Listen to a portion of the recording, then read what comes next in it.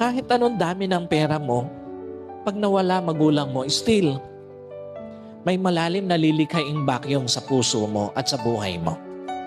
Kahit anong dami ng barkada mo, pag nawala ang magulang mo, still, may malalim na may iwang bakyong sa puso mo at sa buhay mo. Ikalawa, tandaan niyo po, lalo na sa mga anak, mapapalitan ng pera, mapapalitan ng barkada, pero hindi ang magulang at oras na kasama ang mga magulang. Time will come, mauubos ang oras na kasama mo magulang mo. Kahit anong oras, pwedeng mapalitan ang perang nawala sa'yo, pero hindi ang magulang pag nawala na sa piling mo.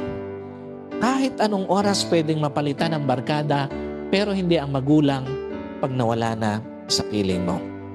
What's the point?